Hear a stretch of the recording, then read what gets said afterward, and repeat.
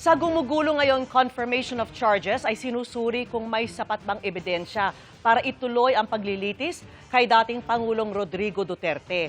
Pero ano ba mismo ang mga krimeng ugat ng hinaharap niyang 3 counts ng crimes against humanity of murder and attempted murder? Alamin sa pagtutok ni Ian Cruz. Now, there is 3 million, there's a 3 million drug addict. There are.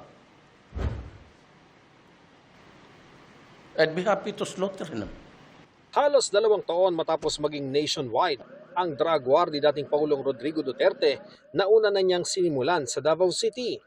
If Germany had Hitler, the Philippines would have, but Inanunsyo ng prosecutor ng International Criminal Court o ICC na magsisimula na siya ng preliminary examination. It is alleged that many of the reported incidents involved extrajudicial killings in the course of police anti-drug operations. September 2021 naman, pinahintulutan ng ICC Pre-Trial Chamber 1 ang prosecutor na simulan ng investigasyon.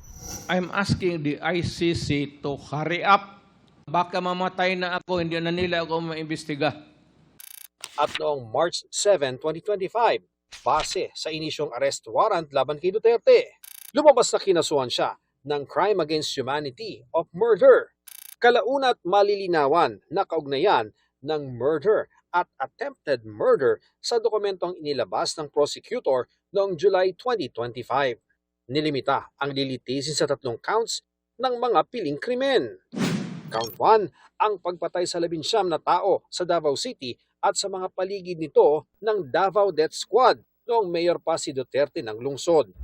Ikalawang count, ang pagpatay sa 14 na high-value target noong termino ni Duterte bilang Pangulo. At ang huling count ay ang pagpatay sa 43 tao at angkang pagpatay sa 2 iba pa sa mga barangay clearance operation noong Pangulo siya. Ayon sa Office of the Prosecutor, sa tulong ng ilang anilay co-perpetrator, isinakatuparan ni Duterte ang common plan para i-neutralize ang mga kriminal sa bansa. Sa confirmation of charges hearing na nagsimula na ngayong February 23, inaalam kung may sapat na ebidensya para masabing may substantial na batayan na nagawa nga ni Duterte ang bawat krimeng ibinibintang sa kanya. Kung may isa o higit pa na makumpirma, ililipat ang mga yan sa trial chamber na siyang magkakasa ng paglilitis. Para sa GMA Integrated News, Ian Cruz, Nakatutok, 24 Oras.